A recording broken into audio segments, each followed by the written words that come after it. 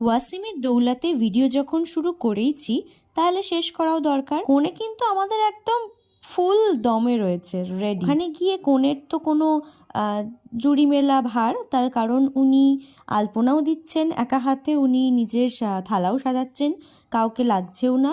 আসলে জানি বন্ধুগুলো কিরকম অগামার্কা, তাই নিজেকেই সব করে নিতে হচ্ছে। তারপর একে একে বাড়ির সবাই শ্রীপর্ণাকে আইবুড়ো ভাত খাওয়ালো। আমরাও খাইয়েছিলাম একটা গোটা মাছের মাথা, সেটা ছবি আছে, ভিডিও করার সুযোগ হয়নি। তারপর রিয়া স্ট্রাগল করে 3 তলায় উঠলো।